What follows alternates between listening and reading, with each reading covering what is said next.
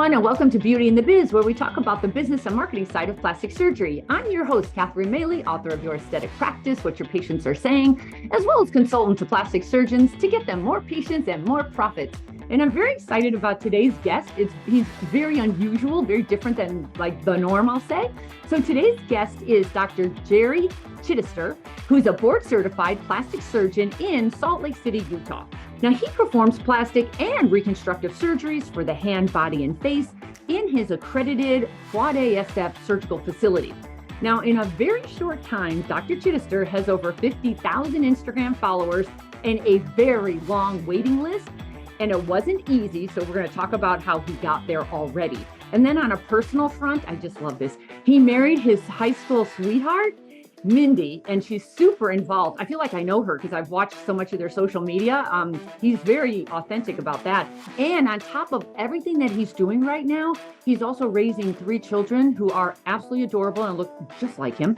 And he's building this empire that we're going to talk about. So Dr. Chidester, thank you so much for coming on Beauty and the Biz. It's a pleasure to have you. Thank you so much for having me. I'm glad we got to connect again and that it's finally worked out for both of us. Yeah, it's been like over a year we've been trying to do this. So let's just start with your name. Who thought this was a good idea to call you Chidester? I struggled with that name. When they were coming over on the boat, couldn't they have simplified it or what? Is there a story behind the name? Yeah, it's English. So it comes from Chichester, like That's Manchester, Lancaster. So Chichester, England, it's a city. It's a yachting town. I've never been there. I've heard it's nice.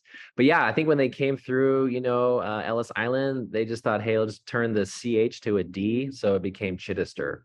And it's stuck ever since. And, some people say Chidester. I have so many misspellings. It's unreal.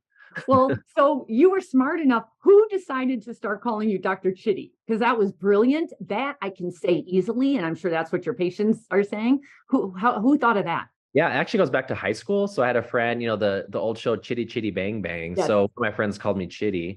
And I honestly, I didn't love that name when I was in high school. I didn't like it. But yeah, after, having patients and no one could say my last name or spell it, I brought that back. I was like, let's go by Chiddy. Because I had a friend who was trying to help me rebrand when I was, updating my Instagram. He said, we need a name that like sticks for people, and he was trying to say like Utah surgeon. And we found all these different names, but really wanted to just brand it for myself. And so we went with Dr. Chiddy. So I'm so glad you did that because we can all say Chiddy. We cannot say Chidester. I don't even call myself that now. I forget that that's my real last name. So this was super interesting. I normally ask you, so how did you get interested in plastic surgery? And somehow as a kid, you were in Saudi Arabia. So tell us that story. Yeah, my dad's a dentist. He retired last year. He's a general dentist. And when I was little, I think I was about 6 or 7 years old. I have 3 younger sisters, so I'm the oldest of 4 kids.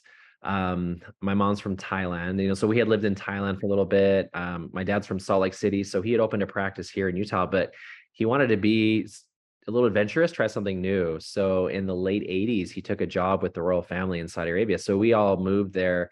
Again, I was like 6 or 7. I lived there for most of my childhood. I came back when I was in middle school, but I love that experience. I went to international school. All my friends were from, all over the world. So I think early on, I just was exposed to a lot of different cultures, religions, backgrounds, ideas, beliefs. And I grew up on this hospital compound. So all I saw was this hospital. My friends' parents were all doctors. And so kind of groomed me, I think, to think that that's what I wanted to be, was a doctor. That's amazing. I really believe that all of us, especially Americans, need to travel abroad to get a bigger perspective and understand the pros and cons and appreciate more what they have, quite frankly. So let's talk about your journey to private practice, because first of all, you don't look old enough to be a surgeon, quite frankly. And then I found out you had a 14-year-old, so that really threw me off. So I'm just getting older because now everyone's starting to look a lot younger. But it sounds like you were in LA. Like, where did you go? Where was your fellowship? And then how did you end up back in Salt Lake City? Yeah, so my wife and I went to high school together in Utah, just to go back a little bit. And her family's here, my family's here. I did undergraduate and medical school studies up at the University of Utah. So actually, initially I thought we were going to stay in Utah, but as you know, the residency match for, plastic surgery residency, there's not a lot of programs around the country. It's very competitive. So we ended up going, one of my top places was Loma Linda in Southern California. So I did 6 years of my plastic surgery training, integrated plastics in Loma Linda. And then at that time, I thought I really wanted to stay in academics. I wanted to do upper extremity and hand reconstructive surgery, and I still love it. But yeah, I ended up doing a fellowship, my number one pick for fellowship at USC. So it's actually orthopedic hand and upper extremity fellowship. So we moved to LA from Loma Linda. So we just went west about 60 miles. And so I was there for a year, and we lived in South Pasadena. We loved it. And I actually had several job offers in Southern California. And actually, we were intending on staying there. And I saw myself as a just full on hand surgeon initially. Like you were going to stay in reconstructive? Yeah, that was my plan Oh, originally. wow. And as I was in fellowship training, my mom called me. My mom's very persuasive. She's a short Asian Thai lady, and she's like, Jerry, so you have to at least try to look for a job in Utah, because wasn't even looking. And I said, okay, mom, for you, I will look. She's like, well, one of your friends, actually Dr. Howland, who you mentioned earlier, he was at the practice here, and they were looking to add a surgeon. He's like, so she's like, would you at least interview with him? Because he had gone to my mom's restaurant. I was like, hey, see if Jerry, I knew Nick. And so she's like, hey, see if he would want to come out and interview. And so at the same time, one of my other friends from medical school had called me and said, hey, I have a friend here. He's in Salt Lake. He's looking to hire a plastic surgeon. And so I had those two offers, or opportunities. And so I said, look, let's at least look. We were planning on staying in California. And I came out on one day, interviewed at both places, and I really felt like we needed to be back here. And it just worked Did out. you have kids yet? Yeah. So we had our son. I think we were almost 28. I was 20 years old when we had our son. We were in medical school. So I was in my third year. So he was born like right when I started my third year was where we go to all the rotations. So he's born in July. He just had his 14th birthday. And then our daughter, who's 12, she was born my fourth year of medical school. And then we foster adopted our youngest. So he's 6. So we were in LA when we adopted him. So we had something called McKay Day. His name is McKay. He had McKay Day yesterday as our 5-year kind of anniversary for adopting him. So we kind of celebrated yesterday. But yeah, so that's how we have our 3 kids. Oh my gosh. All right. What year did you get back to Utah? I came here, I've been here 5 years now. So August of 2018, I started private practice. So it's been almost 5 years. So you literally came back to Utah and you didn't join those other practices. You decided to go out on your own? No, I actually did. So when I first came, I joined one of those 2 practices. I joined a facial plastic surgeon. I was there for about a year and a half. So at that time, I was doing hand. I did a lot of hand surgery, a lot of recon trauma as I was building my aesthetic practice.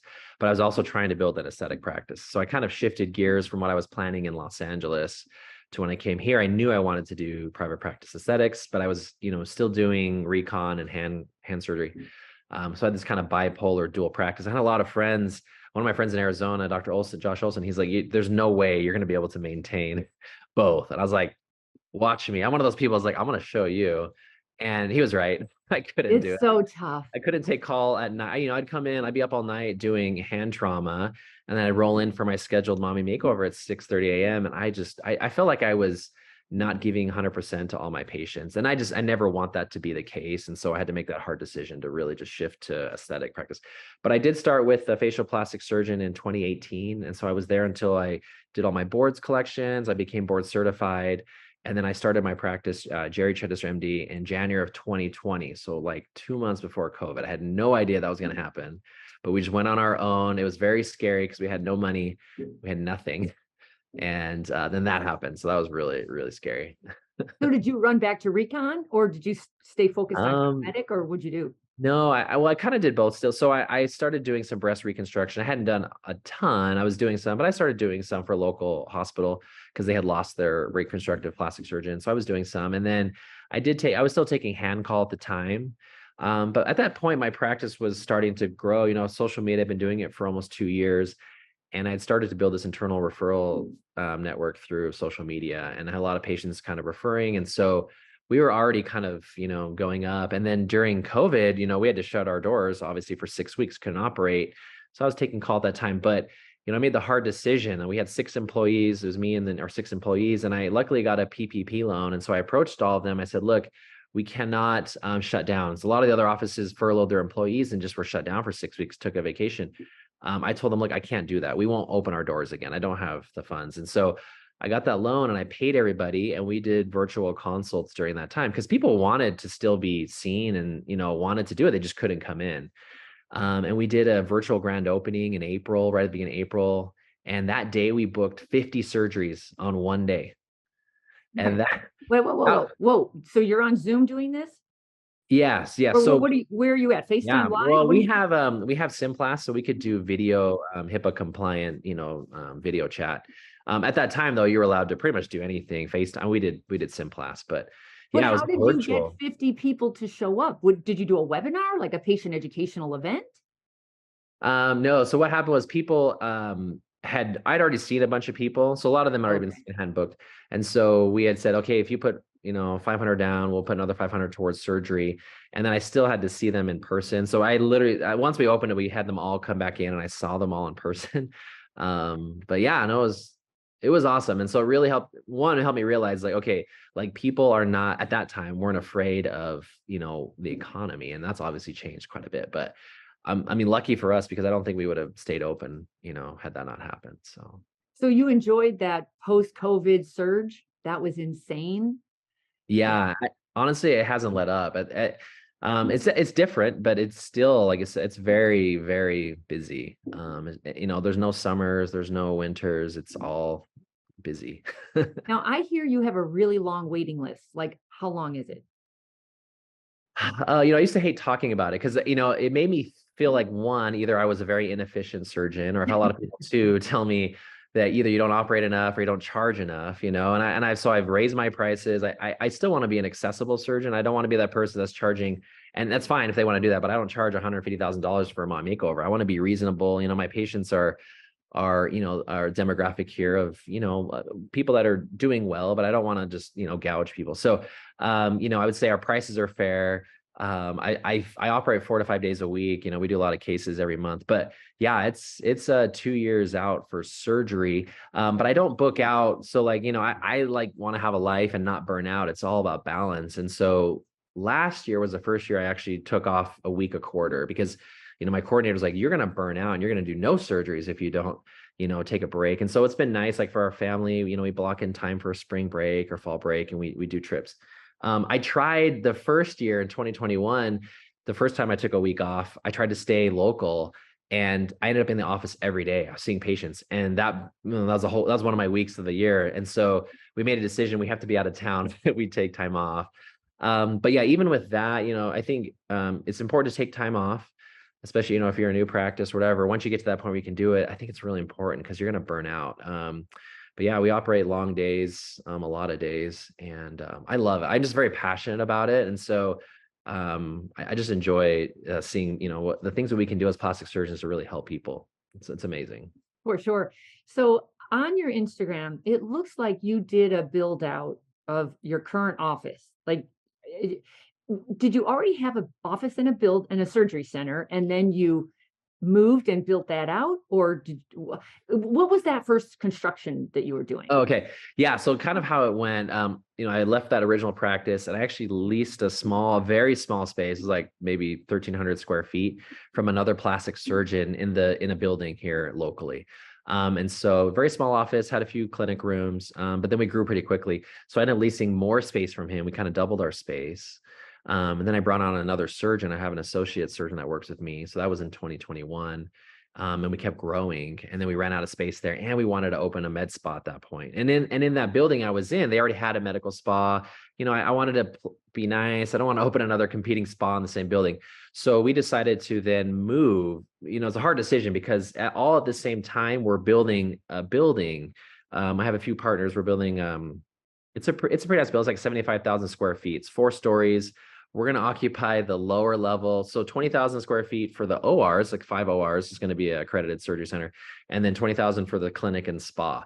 And then the other 2 floors are our partners. They do other things. But so we were building that, but then we were outgrowing our small space. So we ended up moving to another space currently where we lease month to month, where we opened a spa, more space. And we're already outgrowing that. We added another surgeon. There's 3 of us now.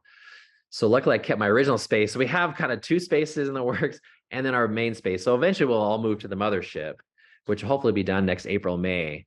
But yeah, in terms of the OR, I work at an accredited facility, but I don't own that one. I rent space or. How far away is it from your office? Well, it's in the same building that Good. my original office was in. I just go downstairs. Yeah. So it's just down the street from our current office. So they're not far. For those of you who are interested in looking at this empire that he's building, you need to go to his Instagram. I think it's Dr. Chiddy, at Dr. Chiddy. The thing is massive. So let's back up on that one. So there were some partners. What do you mean by partners? Who's going to own this thing and who's going to manage it? Yeah, so there's me. There's another group, this Capita Financial Group. So they're one of the main owners. The landowner, the location is beautiful. You know, the southern end of Salt Lake Valley, it's up on this mountain, and it overlooks currently a prison, but the prison's being torn out.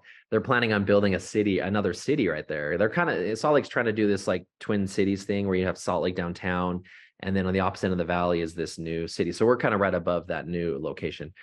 But the landowner, he's one of the main owners because, for years people had approached him about building on this plot and he refused it. So for whatever reason, he was excited to be a part of this project. Why? And How then, did you get that? Because that's an well, opportunity. Your views are amazing. There's huge yeah. snow-capped mountains. I definitely credit, well, actually, one of my friends from high school. So it's interesting here, Salt Lake's a very small community. When I had left my original practice in 2019, 2020, I contacted one of my friends. I saw his name, my friend. He's a commercial real estate agent and works with a project management company. It's called Thrive.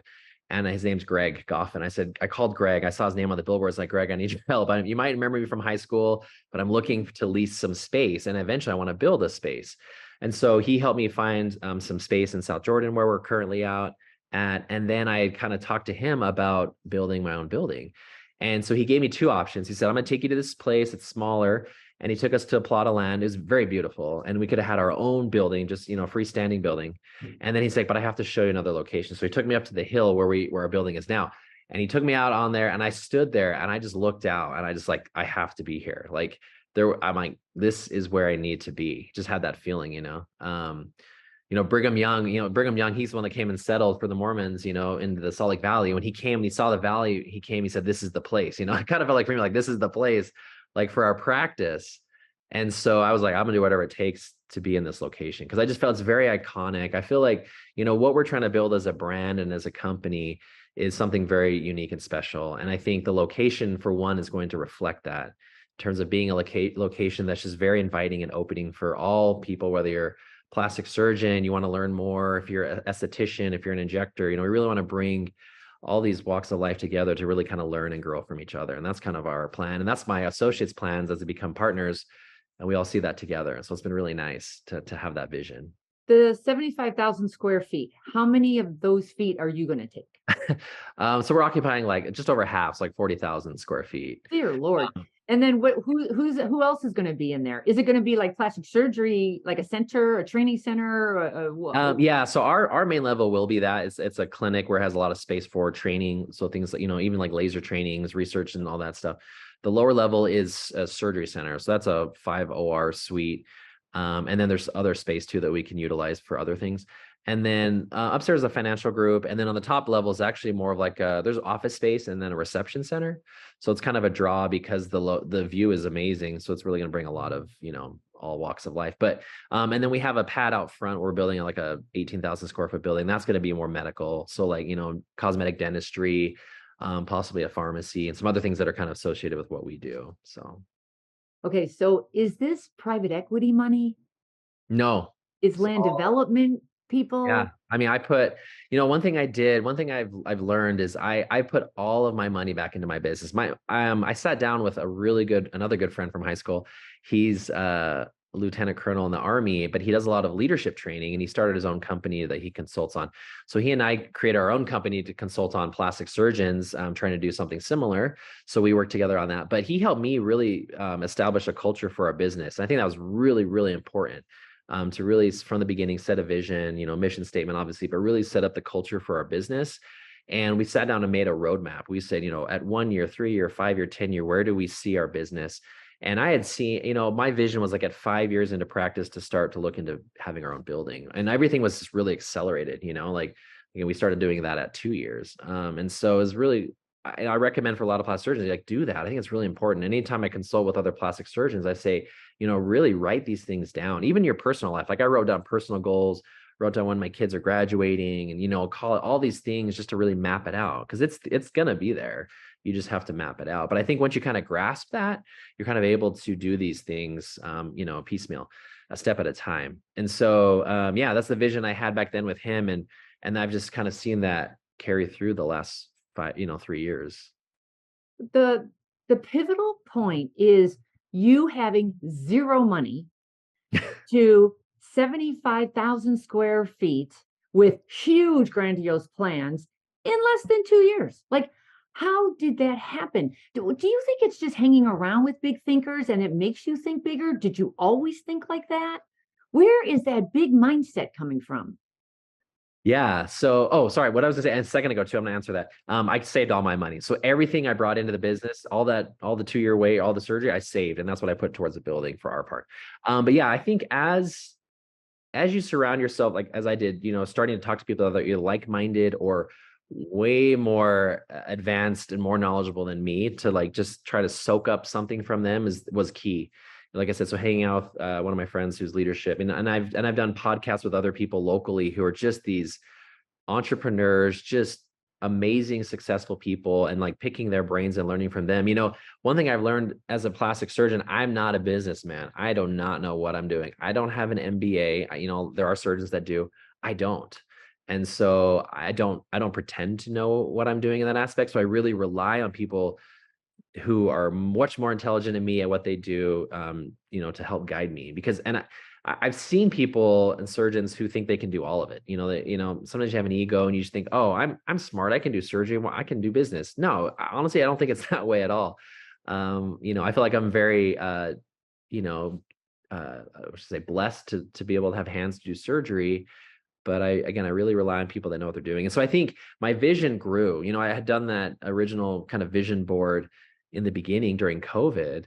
But as I saw things happening, it really like opened my mind. And I said, wow, like I can do more than this. And then as I brought on, Dr. Garlic, my first associate, soon to be partner, he had big visions too. And that helped, it's like very synergistic to have people around you that have other ideas that can build on each other.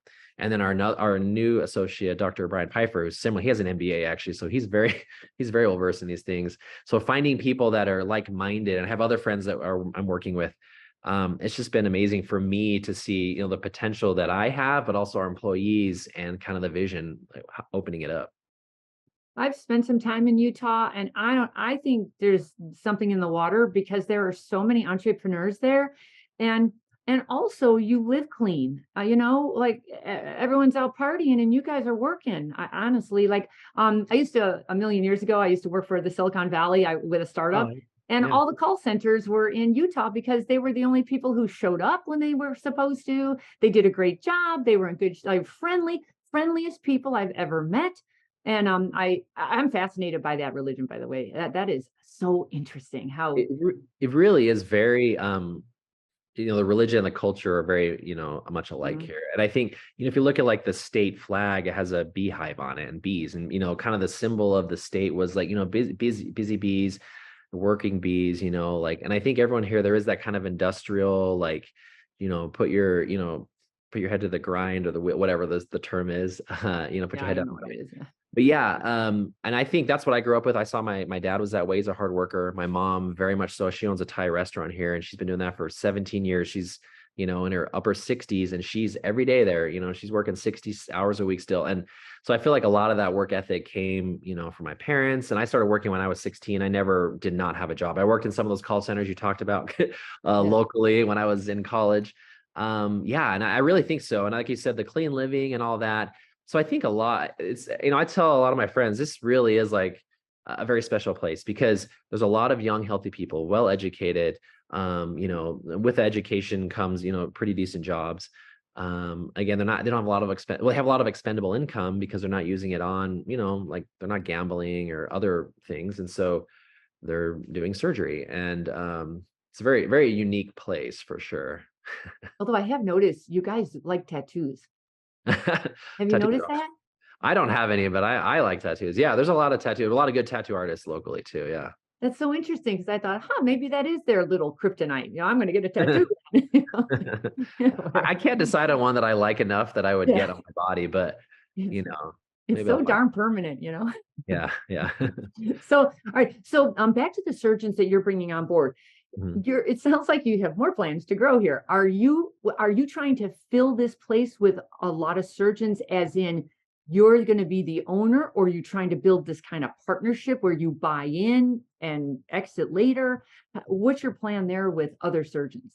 Yeah, it's interesting. This has also kind of evolved as I've been in practice. Because when I got out of that original business relationship, it can be very traumatizing when you leave a relationship and it just doesn't end well, which that one unfortunately did not. I learned a lot, but I was not looking for any partners. And I thought, for the rest of my life, like my wife's going to be, by my side, I trust her and we're going to work together. But as I kind of opened up and kind of saw our potential, because we're trying to figure out how do we have a 2-year wait list. I can't do all these surgeries. You can't do 1,200 people, there's going to be it's 5 years out. So I kind of opened my mind and be like, okay, I have to find someone I trust, that I can work with, but eventually be a partner, because I also don't see a relationship with another surgeon or surgeons where we don't all have equal amount of say, and I felt that's something I learned in my first place. And so I think my mindset, it really is like, I want to be equal with other people that are like-minded and make those decisions together. So, and bringing on the 2 surgeons I have, how we've written things up is, yeah, they have the opportunity to become a full partner. And, I want to be on the level where I can step away for a week and I can trust them. They're going to run the business, just as well as I could. And so I don't see myself being superior to anybody. I don't even see myself being superior to my employees, quite honestly, as my teammates. I own the place, sure. And the risk is on me, but no one's better than each other. And, there is the mentality of like everyone's expendable. And I don't like that at all. I think if you're hiring people that you feel are expendable, then I think you're doing something that's probably not the best thing for your business. So, when we hire, I look at it as like this, like in medical school, it's really hard to get into, but once you're in, they do everything to keep you there. Like literally they'll do everything, right? Law Mhm. school, it's like, come on in, pay us money, but we don't care if you stick around or fail. We really don't care, right? There's kind of these 2 trains of thought in terms of education. And I feel that way for business. I think you can look at your employees as expendable, but if you look through that lens, you will view them differently, you'll treat them differently, and they see that, and they won't value your business and your vision as much. And so my mentality has always been, I do my best to keep our employees. And so early on, we try to do everything we can to vet those people that we bring on, because it's like a family, and we're going to bring people in. We'll make sure that we're all like-minded, at least on a level where we can get along. You don't have to like think the same, but culturally we fit. I completely agree. I think your area is different though because of the Mormonism. Or do you have to be a Mormon to work for you? Oh no, Okay, religion is not, no, not that way. Culture, like because the like culture is more like amazing. like like hardworking, or like, Yeah. being honest. And we have all our cultural statements on our wall. It's Okay. like, honest and open thinking, accepting positive and reinforcement of feedback, those types of cultures, not like, you have to be more. Okay. You can be But whatever you want. I mean, I grew up in Saudi Arabia. I was the only Mormon. I had all Muslim and, Hindi friends. So, right. I like the diversity in that way for sure. The staffing issue has become a pretty big issue post-COVID.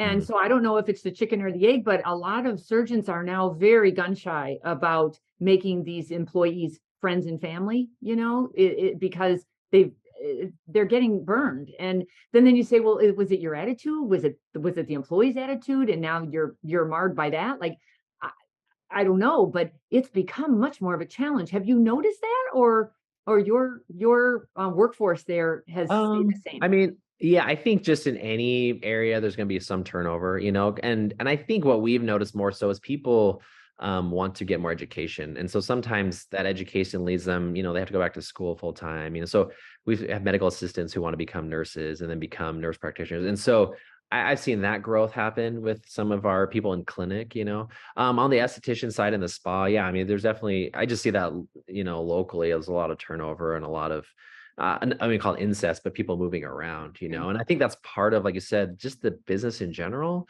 But I think we actually have a really good retention rate. But again, you can't control everybody's attitudes, and like you try to find people that match the culture and system that you're kind of trying to build together. But it's Mhm. hard, it's work. And I agree. I think whatever it was since COVID or, the different demographics of people working. I'm not sure what it is, but yeah, some people just aren't as invested in wanting to work. It's weird. Like for example, we're trying to hire another medical assistant and two people from Indeed just don't even show up for an interview. Like how do you just not show for an interview that you scheduled? I don't get it. I'm always surprised by that. I get I often do like a FaceTime with people first Mhm. before we don't need to get that far. Let me just see if you can show up for that, Yeah. And I'm just so surprised how many no-shows there I are. almost didn't show up for this though, so no, I'm just kidding. I don't take it personally anymore, No, I was on the freeway. It was really bad. but in your world, doesn't the staff have to dance? I mean, yeah, that technically is a requirement. It's an unspoken requirement, but no, actually originally when some of the front desk that I hired, well, it wasn't required, but I said, "Hey, come in this TikTok," and we were doing it as a front desk dance and I wasn't as busy back then, so I don't get as much opportunity to do that now, but yeah, Well, that's we're going to talk that's more part. about that in a minute, but it just seems to me, just knowing you, like you better know how to dance if you work there because It you're helps. going to be, yeah, you're going to be called in as Yeah, an yeah. extra. So the staff tips, how are you keeping them motivated? Are you doing it with money, with events, with perks, with thanks so much team? How are you doing it? Yeah, honestly, we've tried all of it. I'm sure a lot of other surgeons have too, and I think it evolves because your team evolves, right? Not just the people that are in it, but the size of the team. And so things change. And, early on, like we would do these like really nice, dinners, like a really nice restaurant for the holidays. And then all of a sudden your team is now 60 people with their spouse. And you're like, okay, well, we probably can't do as nice. We want to do it nicely, but you still have to change a little bit, right? So I think team size changes some of those dynamics. I think the interactions between the employees change. But yeah, we've always tried. We've tried financial incentives. You say, hey, all right, if we book this number of surgeries this month, you guys get this actual cash bonus. We tried individuals. We've tried team bonuses. We've tried everything, and so it constantly changes. I don't think there's a right answer for all of it. Again, because what we do today is not the same as what we did even last year. So yeah, currently, and the needs change. So like, my books, I've closed my books a year and a half ago. So before we used to give incentive, if you booked a surgery, a consult, great. But guess what? I'm not booking consults. So we had to change that. So now it's like, okay, if you get someone that wants to see Dr. Chidester, Dr. Chiddy, over to see Dr. Pfeiffer, Dr. Garlic, great, you get a bonus on a front desk. So we've had to change, incentives. And so we do that. Yeah, we definitely do, all the perks. So like on the spa side, they get, discounts on products, but also on injections. We have injection days. Our nurse injector will do that. They have VIP friends and family. So their friends and family will come and get spa perks. On the surgery side, certain things that we can do safely and ethically. And then, yeah, we try to show appreciation, whether it's a get together, a gathering, once in a while. We were trying to get to go to see this Barbie movie and rent out a movie theater. That's But so the cute. Cinemark doesn't do it anymore. But yeah, so we're trying different things to do that team building. But in an environment where it's outside of work and where we can say, look, and some people give the advice of you should never be your friends with your employees. Yeah. And I'll be honest, like I said, we are a family, but I do try to maintain a professional relationship with them. But at the end of the day, I feel like I'm a soft-hearted person. Like again, I don't see myself better than them. We're a team and we're a family. And so that's how I treat my staff and it seems to work. Ah, good for you. The biggest mistake, just give me one big mistake you have made because you have grown so fast. Give me one that's cost you Oh time, my money, or sleepless gosh. nights. I mean, I would say, putting a lot of money into like build outs. So like in a space that's not yours to renovate. I mean, like our first space, I guess it was a very small space, 1,300 square feet, but it used to be like a neurology office. It smelled like nerves and feet. And so we really had to change that vibe. Some of my first patients still to this day kind of tease me, like, I remember when you had all the nerve thing, because I shared the space with us. And he was a great neurologist. But yeah, like just, so we built it out to try and make it our space. But then a year and a half later, we're moving, and so like, okay, that, $75,000, $100,000 you put into a leased space. Well, guess what? Some other person's using that now. The return of investment on that, I don't know, right? It probably wasn't so good. So that's one thing. So in our new space we moved to, I really reduced the amount that we put into it because we knew we were building our own building, which is going to cost a lot more. So we try to keep it very clean and simple, make it look like it's ours, but be very careful on what you spend because it's just not worth it, in the end. Another big mistake is just rushing to buy medical devices. Like you get so hyped up, you go to these conferences and they're like, oh man, it's the best laser, it's the best this and that. And really like stepping back and saying, looking at the numbers, like really, you should look at it from a business perspective, and there's some really good companies out there that you can consult with that have service that can tell you like, how much did you make off this device per hour? Like who are you going to pay to do this? What space are you going to put this in? How much do you need to make it worth it? And is it worth it? And so there are companies that can do that if you don't know how to calculate that yourself. But that was a hard lesson to learn. We bought some devices, and I'm sure everybody's done this, where we then turn around and had to sell it, or or it doesn't work, or whatever it is.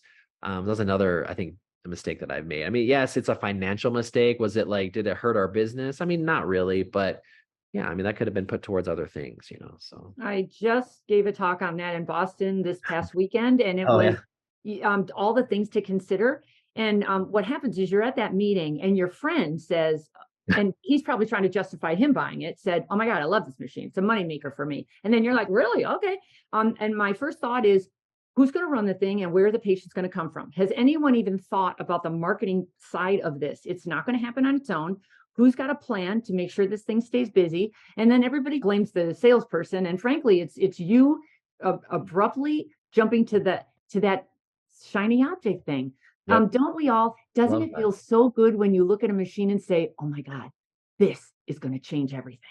I'm Yeah. going to get a nurse injector or a nurse or an esthetician. She's going to run it. I don't have to deal with it. This thing is going to be amazing. And it never is, it just never is. But we always bite that apple, don't we? Yeah. Totally. You're Yeah. right. So Well, anyway, that's great that you talked about yeah. that. So but there are so many other Wish I would things, have listened to your talk. right? I should have taped it because, well, actually, you know what? I'll do a blog post on it or a video Oh, because yeah. there's so Oh, many things to consider. But I won't go into that now. But anyway, just let me go back to staff for a second. Are you actually managing staff, or did you hire a COO or an HR? Like, how many people are we talking about that are going to be working in this empire yeah. of So yours? currently, between our spa and our clinic, we have I think we have 35 employees. So 3 surgeons, 35 employees.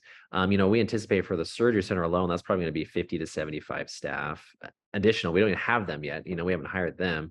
And then in our new spa and clinic, probably at least doubling, if not more. So yeah, we're looking at, from the 3 companies between the clinic, the spa, and the surgery center, probably 150 employees. So yeah, in terms of scaling, yeah, we're looking at that now. And so we've already laid the foundation. So I think, again, one thing besides culture is like really setting up an organizational chart of your business and like who reports to who. And, even though we write all these things down and, we have a title, like say I'm the founder and my wife's the practice administrator, and we have an office manager and a spa director. We have all these titles and we have leads and we have, the breakdowns in clinic and spa. People still wonder like, who do I report to?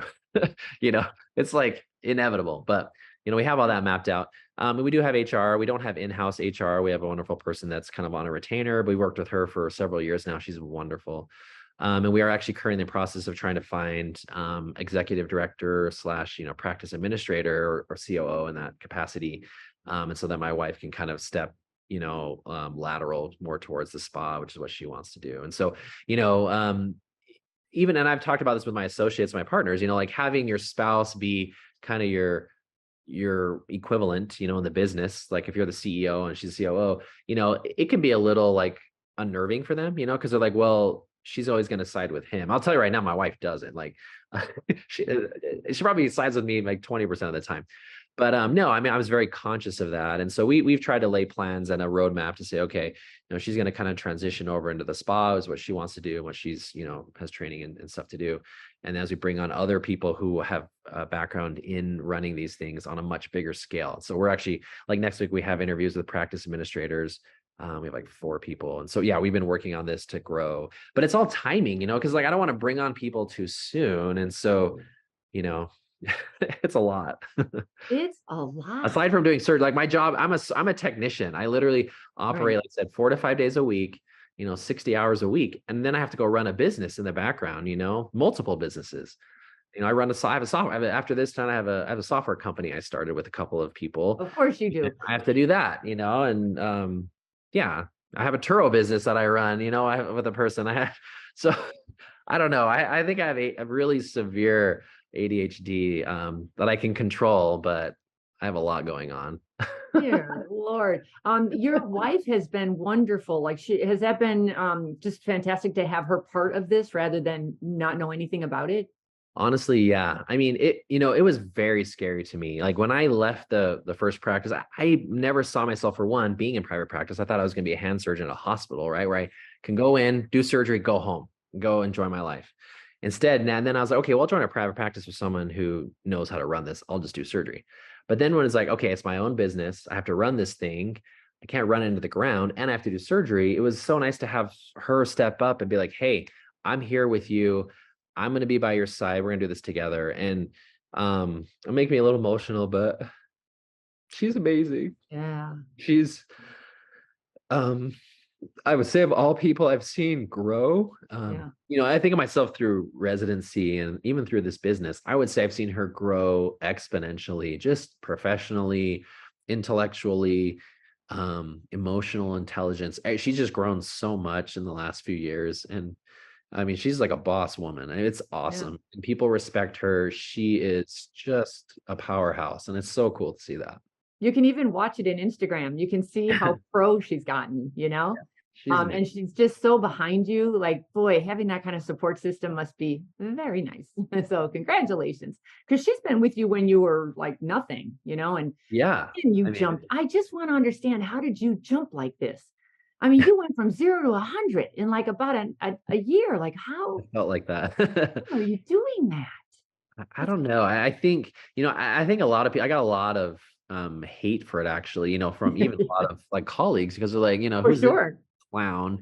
He's doing Instagram and TikTok and I think at that time is maybe a little ahead of the curve and maybe no one's ever going to be dancing. I don't dance in surgery. I think that's, not safe. But, I think personality wise, like I tell people, it's like, look, there's plastic surgeons out there who are sculptors and they're amazing artists, and they showcase their work and they'll post it. You know what? I'm not a sculptor, but I'm a dancer. Like for me, my form of like expression, me is to dance, and I've loved that since I was in high school. I break danced. You can go watch my high school videos. I used to make videos when I was younger. And so for me, TikTok was just like made for me when, and unfortunately it happened when I was almost 40. But so for me, I was so passionate about it, I'm just trying to be myself, but also educate. And so I think it really helped me break down a lot of boundaries for patients. But I think for other surgeons, it was very like unattractive to them and very scary. And so I got a lot of hate and I still do. I don't care at this point, but I have a lot of people now and I speak at ASPS. I'm speaking again about social media. I speak every year about it. And it's been 3 years in a row. I'm on panels for that. I go to different like GAC. I went to that and I spoke about social media and that's where we met. Mm. And so, but yeah, I think, one thing I just talk to people about and advise is look, be yourself, like whatever that is, because your patients want to see a human side of you. And it's hard sometimes to let that boundary down a little bit, not boundary, I'd say that barrier, because, we try to be very professional. And I agree, there's always like a line of like, okay, where am I professional? Where am I not? But I think, it's really evolving. And I think a lot of people are seeing that now. And I see people doing TikToks that, the year before that were, blasting me on Instagram for doing TikToks and now they're doing them. And guess what? I'm happy for you. Like, I'm not saying, haha, told you so. I think it's great that you can be yourself and do that. So that's why I think it just grew so quickly because nobody's really doing it at that time. And it just kind of caught on. Would here's what I have noticed. If you're good at it, do it. If you're not, get somebody to help you look good at it.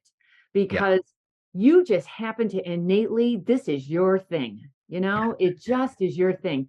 Your Instagram's amazing. I actually don't do TikTok because they keep my 15-year-old niece keeps getting blasted for breast dogs, and that Oh yeah. pisses me off. So Yeah. I'm boycotting it. But Instagram is usually our place to be. What's Yeah. your demographic though? You seem to, of course, skew to the younger patient, the more body patient. Is that Yeah, I true? think my practice really has, evolved and kind of niche down to really like I said, female 20 mid 20s to like mid 40s, Yeah. maybe early 50s, female. A lot of them are moms, they've had multiple kids, and yeah, mainly breast, body, and contouring, body contouring. And I don't do much face anymore. Our new associate brought on, he does a lot of face. And Mm. we did that intentionally. And I think it's because I started out, at a place where I was working with a facial plastic surgeon. So I already kind of niched myself down because I was doing breast, body, and stuff because he didn't do that. And so I just kind of, my referrals came that way and I just kept doing it. I love it. I love doing that. And so I just kind of stuck to that. But Well, again, you're in the middle of Utah. How many children does everybody have? Like you can't be a in the lot. better market, you know? Yeah. Yeah. I would be the tummy tuck king. As a matter of fact, you are. What do you call it? Mommy Not the mommy takeover. takeover. Oh my God, how cute is that? I just like the idea of empowering a woman. It's like we're taking our bodies back. We're taking back what was ours, like it really was kind of given up to their kids for the last decade or whatever. So yeah, who thought of that? I did. Mommy Somehow. takeover. I'm a Yeah. marketer. I eat, sleep, and drink marketing. It never dawned on me to call it mommy takeover. What's your mommy makeover? I was like, it kind of bugged me. I mean, I heard granny game changer, daddy do over, but I was like, and I'm not there. I get that there's a lot of women that have not had kids. And so I wish I could come up with a term that's just like, hey, let's kind of fix everything head to toe that you're wanting to get back. Most of my patients aren't looking to be extreme. I think most plastic surgeons are that way. Patients want either restored, volume in their breasts because they've lost it after kids, or they're wanting to just feel more confident for whatever that is. It's not like people are wanting extreme stuff all the time. Yeah. Yeah. And what about your other thing that you trademarked, the Somi? Somi? Yeah. So that came, It's called the Somi breast dog. 4-step yeah. treatment. So it's kind of two parts. It started where I was evolving the way I was doing breast augmentation, where I was doing more what's called composite breast augmentation, where you have implants, you have fat grafting, you have a lift, and then you have, internal bra or some type of mesh material to support the weight of the implant. So it's a lot of different components. That's called composite breast augmentation. And I hated saying that to patients. Okay, we're gonna do a composite breast. I'm like, what is that? And so I told my wife, she's like, that sounds so lame. Yeah. And so I'm like, how can I like shorten that down? And so, we were talking, and then we are also talking like, doing befores and afters for social media. I was like, okay, like, how do you ask a patient professionally, bring in a bra that will look good, so that when we do before and after, it like is very consistent, it's clean looking, it's not, a ratted, torn bra, And so my wife came up, she said, call it Somi, because Somi stands for social media. She's like, come up, like, call it a Somi bra, like tell them to wear a bra that they would be willing to post on social media. I was like, oh. And then I thought it's kind of double meaning, like Somi for the breast augmentation part is more like, a customized, like this is so me, like this is that's how I saw it. This is so me. Yeah. So it kind of has double meaning. And so then we invented a bra that's a post-surgical bra. So that's another business we have. But so that's called the Somi bra. And again, it's very customizable. Like it's adjustable everywhere for a post-surgical breast patient. Because I had tried tons of different surgical bra brands and just didn't love them. And so, I mean, these aren't perfect, but I think they work really well. Patients have liked them. So yeah. How did you end up with 209 reviews at a rating of 4.9 in such a short amount of time? Is there a process, a secret? You're bribing them? How are you getting that? No, I wish. Yeah. I know some places like you go get free ice cream if you give them a review. Right. But we don't do that. So no, I think when a patient is in that moment when they look in the mirror, or they come for their follow-up and they're just super happy, like that's a moment to capture and say, hey, like, would you be willing to share this with other people? And so, we don't corner them or trap them, but we say, hey, and we send it to them right then and there. So I think one thing we've learned is you really have to send that link to that Google review, like while they're in office, or even say, hey, we have an iPad if you're willing to do that. You don't force them to do it. But yeah, I mean, that's it. And I think, unfortunately there's that one. I know why there's the made of 4.9, but it's fine. It's also a good opportunity So to much learn. more authentic to be that than 5.3. Oh yeah. I love the 4.9. Don't let that bother you at all. No, it doesn't. And I think, it's in the response to these as well that's just as important, the way you respond to negative feedback. But I think any feedback is good feedback. It doesn't mean it's negative or positive. It's that it's an opportunity to grow, because we're definitely not perfect, and there's growing pains with any business or practice. And I think you always learn from something, whether it's your mistakes or your shortcomings or your oversights, so You're right though about the timing. It's it's about the timing, because a lot of the surgeons say, well, I catch them at their 3 month, and I say, by 3 months she's so used to this, she's not ecstatic anymore. She's just, she loves it, but not like she did when she first had it done. So I think timing is everything. I also think it's helpful for the doctor to ask. I think you'll get a yes way more often than others. The thing that confuses me, I keep hearing different things about it. Can they do it in their office, in your office, on their cell phone, or is this IP address an issue? So I've heard like with Real Self, it Yeah. is. I don't know if it still is because Real Self, my understanding is they do look at that, and Google might as well. I don't know about Google, but I do know with Real Self that that was an issue. And so, yeah, sometimes we'll say we're going to send you a review, and so when Yeah. they leave the office, they can do it. But your chances, unfortunately, of them filling it out go like plummet because they move on with their life. It's not that they don't do that, but they're not in that same emotional state, where it's like Right. I'm feeling it, like, oh man, this is all. I'm glad I did this, like. So yeah, I don't know what the right answer is. I mean, and for a while, Google wasn't even reviewing and posting them during COVID. Like I think they were short staffed, and so they weren't vetting these reviews, and so a lot of reviews never got posted. I think for a lot of people, Oh, and they were doing that to protect businesses. My understanding, if you looked like my mom's business with restaurants, they struggled. They couldn't keep employees, and so service was very poor. It was a lot of just takeout, or Uber Eats or whatever, and so they got really bad reviews for service. It wasn't the food quality; it was the service. And so I think Google did that to protect businesses during that time. that's a good point. Yeah. Yeah, and I know they did that, but I think that's since gone and done. But there's other, there's Yelp. Utah does not use Yelp very much, but like in California, our Yelp is a huge thing, Yeah.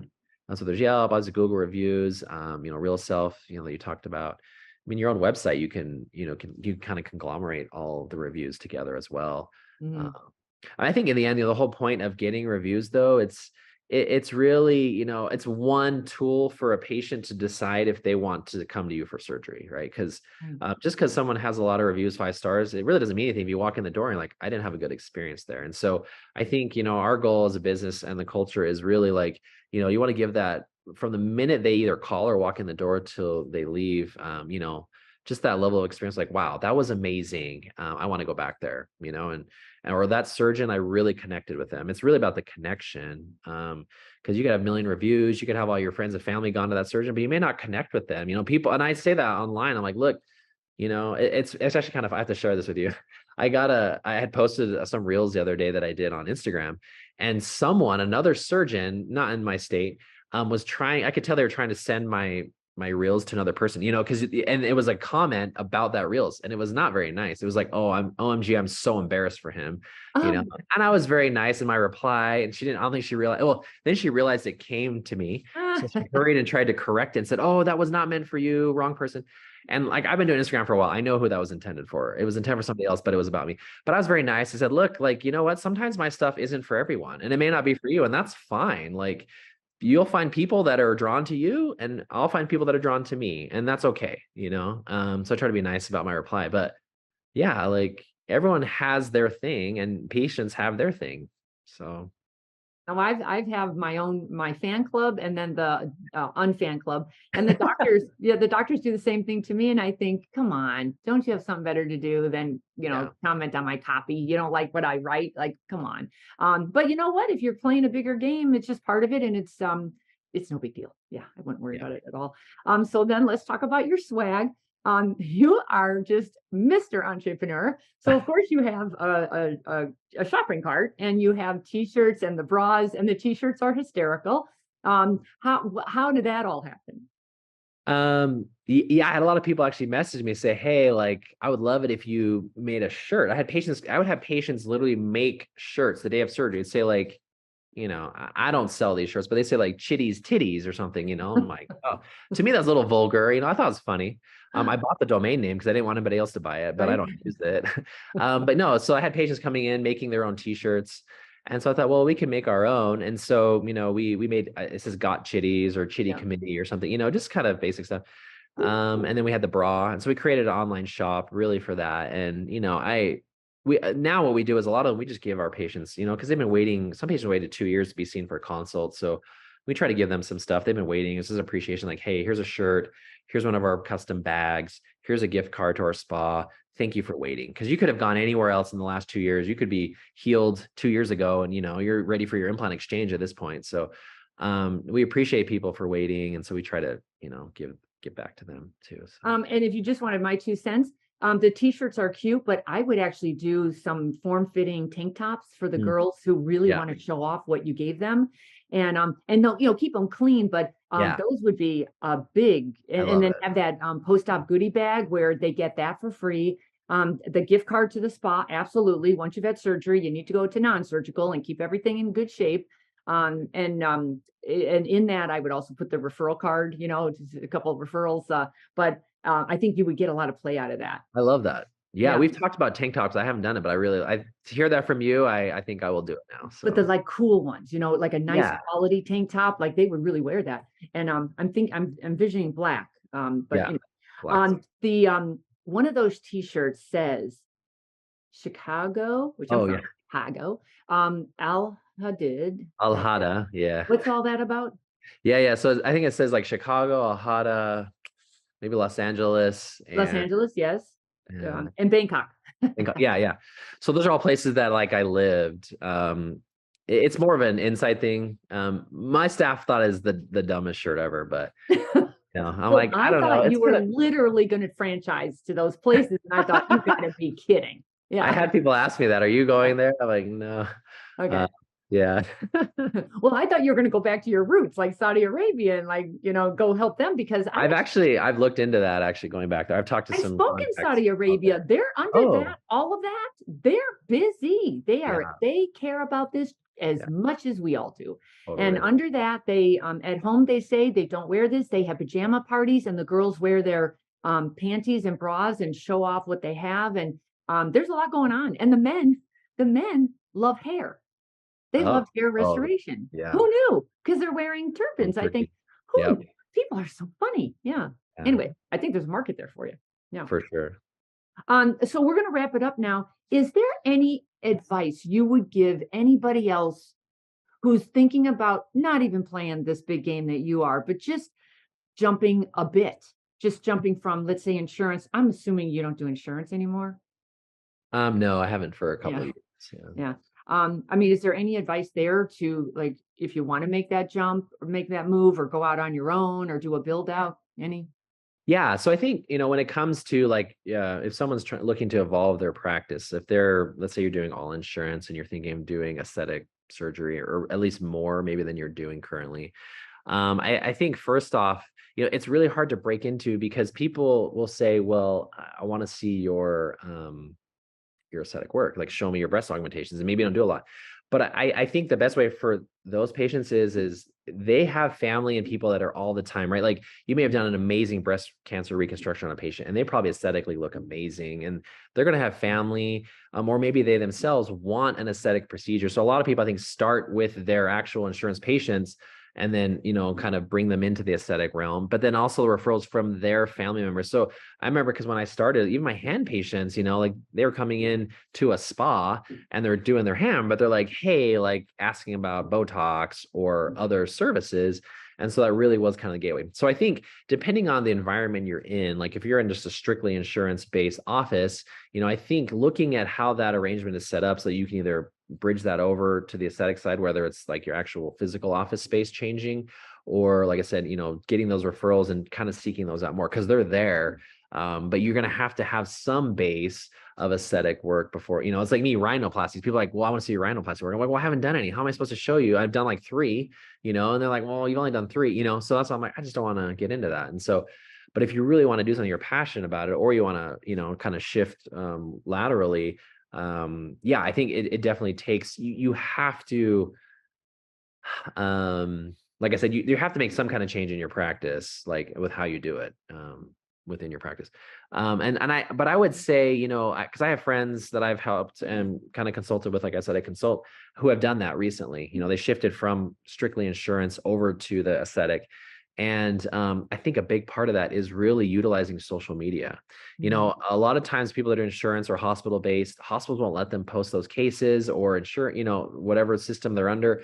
And so you kind of get in this trap where you can't use any of that. So everything you're posting is very educational, non-patient based. And so I think transitioning to that in social media, it's a little bit hard, but it's very doable. And so I think doing that is really important. And so if you start out, you don't have cases, post educational stuff, talk about it though. Talk about breast augmentation. You may not have a bunch of cases to show, but you can explain, the differences between subfascial, submuscular, subglandular. You can do educational content and build that rapport. It just takes consistency and time. That's, I started with nothing. I started with 0 followers. Everybody starts with 0 followers, at least 1, my mom and my wife. So 2, you can have 2 followers, but you're gonna have to build it from there. So everybody has to do it. just have to For start. sure. Who's the creative genius behind you? Is it you? Is it your wife? Because your Instagram, it's really creative. Like it's so creative, very, very entertaining. I stayed on much longer than I wanted to, and I just got sucked in. So wait, who is the brain behind that? Well, I'm not going to claim being the brain, but I do run my own social media page. I have the whole time. I'm pretty um I kind of cling on to it because it is my personality that's coming through. But a lot of the ideas, whether I do my homework. I do my homework on TikTok, Instagram, and I look to see what trends are or how I can turn that for, plastic something, or it just might be my own idea. But my wife has a lot of good ideas. I will give her full credit. She has some awesome ideas and she'll send me stuff all the time, like, hey, Jerry, do this, but do this. Or I'll say, hey, I'll say, I have this audio I want to use, Mindy. I'm like, how can I put that to plastic? So she'll be like, she'll just tell me right away. I'm like, oh my gosh, it's genius. So I definitely give her a lot of credit. But I have a social media manager. She's great. Alyssa, she'll send me stuff all the time.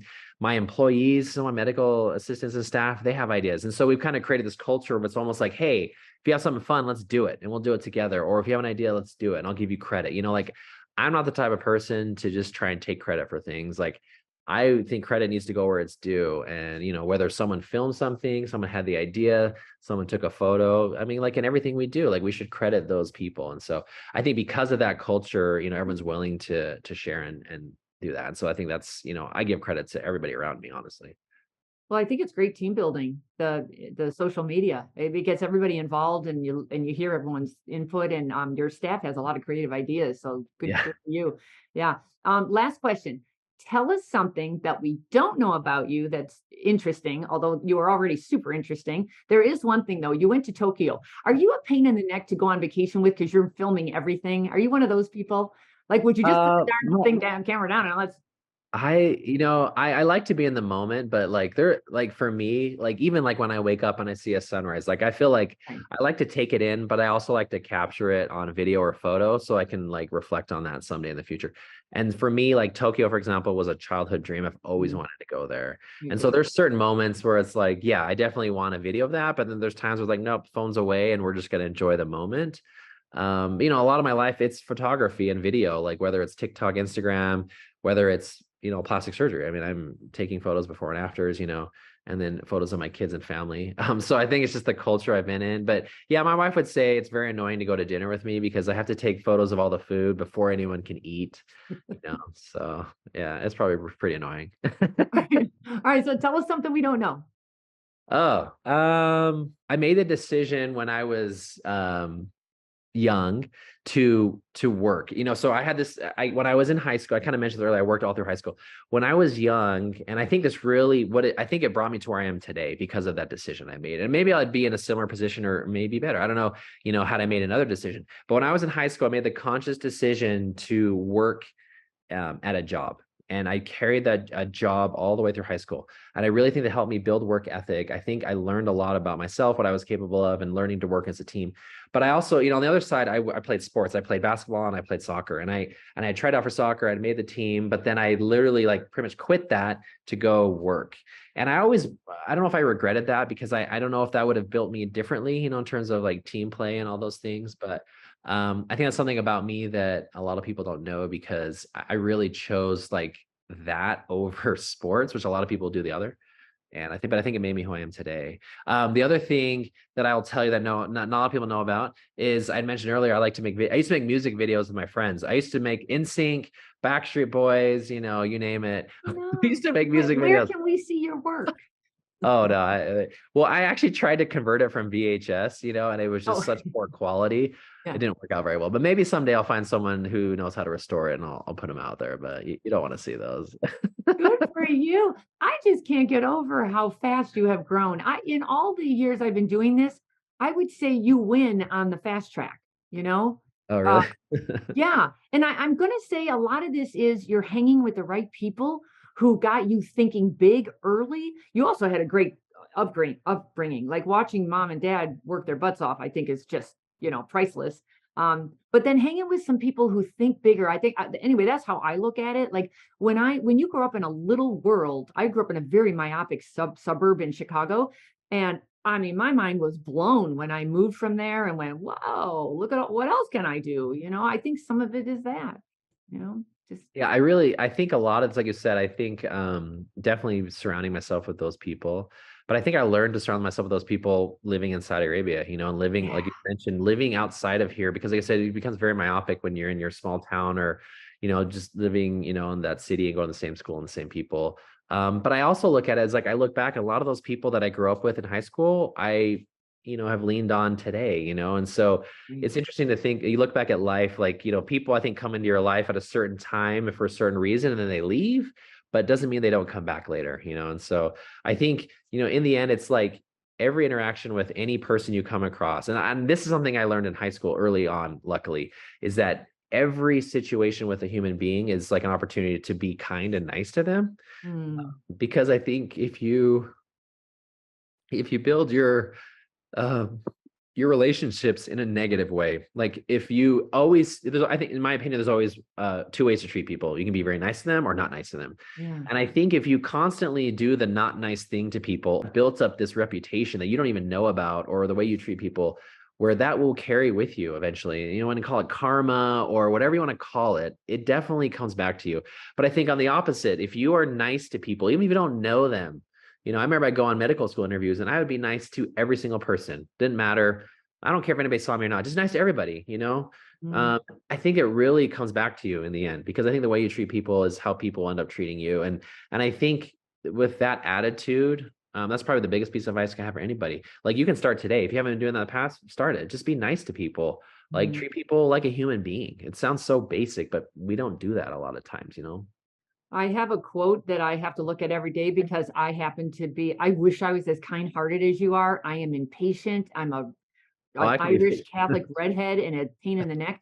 But the quote is life or God, I can't remember, but God will give you what you are, not Mm, what you want.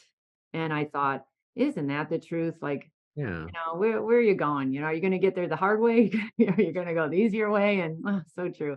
Anyway, I'm I going to like let you go. It has been an absolute pleasure. I will be watching your success. I don't know how much bigger you can go, but we'll see, obviously. Yeah. So yeah. do you want somebody, if somebody was dying to get a hold of you and chat, are you open to that? And if Oh, so, yeah. how would they do it? Yeah, honestly, I have surgeons probably 2, 3 times a week reach out to me, whether it's social media or whatever outlet. I'm always open to talking to people, whether they're looking for advice about anything, whether it's social media, running a business, or any plastic surgery techniques. Always open to. They can get a hold of me. Probably Instagram is my easiest. Dr. Chiddy, just DM me. I check that probably more than anything. And then I'm happy to give you my number through that. And then I'm happy to text and call you.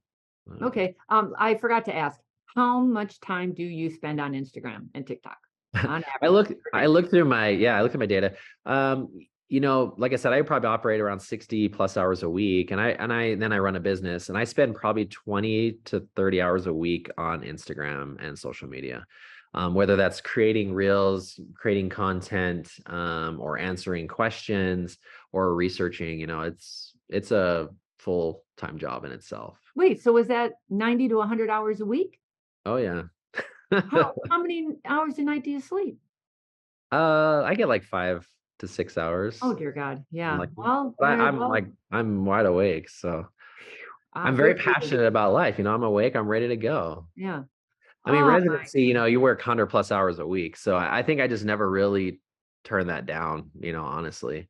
I kind of came into practice and just kept that. I Well, mean, I everybody, you heard it here. Did you want to know how you get don't- fast, success? Do what he's doing. So, 90 to 100 hours you a may not week. want to do that. Maybe it won't be as fast, but that's okay. It can Yeah. be, we all have our own growth curves. It's all, and they're all relative. That's Right. fine. And you might slow down later. Like maybe now, because I know some surgeons who are working their butts off now because they want to exit at 45, Yeah. So it just depends on who you are. I always say just know thyself, just Yeah, know I who you are. I had a 5 year. I told myself I would go 100+% for 5 years, and I'm getting close to that. So You are. yeah, and I maintain that. But yeah, no, I feel good. I feel like I'm at a good pace. And I think, like I said, you have to have those breaks. Like when it comes, like last week, I did a full week of social media break. I'm like, I need a break. I know when I'm kind of at my point, Yeah. and I just need to be with, my family and just break that. And so, I think it's important to have those breaks built in. Oh my gosh, good for you. I just love all the tips and the pearls you just gave out. It's so helpful because you make it look so easy. And like everything else in life, it's the easier it looks, the more hard work that went in the back end to make that happen. So, congratulations. I will see you again, I'm sure, at a meeting. And everybody, that's going to wrap it up for us today with Beauty in the Biz. I hope you enjoyed that. And if so, please give us a good review. And then if you've got any questions or feedback for me, feel free to leave them at catherinemaley.com or you can DM me as well on Instagram at Catherine Maley MBA. And with that, I will say goodbye and talk to you soon. The fastest way to success is to model other successful surgeons who have what you want, but you can only see their results, not the path they took to get there. So you continue to jump from one thing to another, hoping to find something that will work for you too. But it rarely does. So try this shortcut instead. It's guaranteed to move you forward. I compiled my intellectual property to grow cosmetic revenues, everything I've gleaned over the years, into one playbook of the most successful practices and what they do to win. Go to cosmeticpracticevault.com and let's grow your cosmetic revenues.